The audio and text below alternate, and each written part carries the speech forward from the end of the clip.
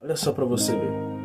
Tava eu aqui estudando para a pregação de hoje e me veio algo bem interessante que a Bíblia nos fala. É que eu me questionei todas as vezes que o povo de Deus era levado a cativo para a Babilônia ou sofria algumas circunstâncias que eram denominadas naquela época como pragas ou coisas que vieram apesar de Deus. Essas coisas só eram e aconteciam com eles por um motivo.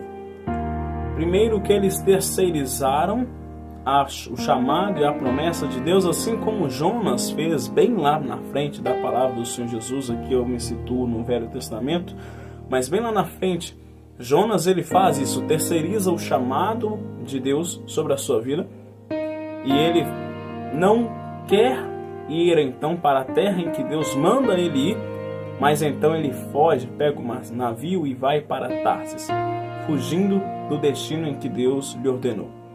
Primeira coisa no seu dia hoje, você comece ele sabendo que não deve terceirizar as coisas que Deus lhe ordena. Não deve terceirizar o seu chamado. Falar, mas Senhor, por que o Senhor me escolheu para fazer isso? Tudo Deus tem um propósito, fica tranquilo.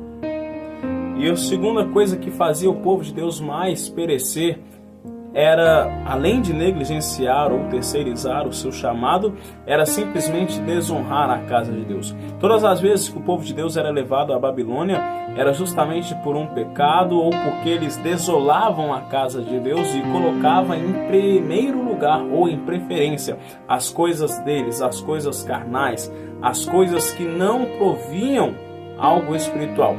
E assim, até mesmo o profeta Ageu, no capítulo 1 do livro de Ageu, ele traz isso após o povo voltar da Babilônia. O povo começava a somente estruturar e construir as suas casas, mas o templo de Deus mesmo eles deixaram parados. As coisas de Deus não foram feitas para serem executadas de maneira chola, de maneira simplesmente desleixada, mas sim com cuidado, carinho e com atenção.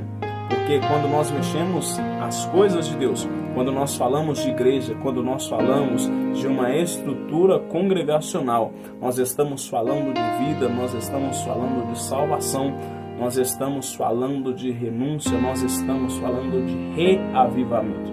Foi simplesmente isso que Deus toca ao nosso coração hoje. Reavivamento é a fonte da onde um dia não tinha mais vida. E Deus fez com que Deus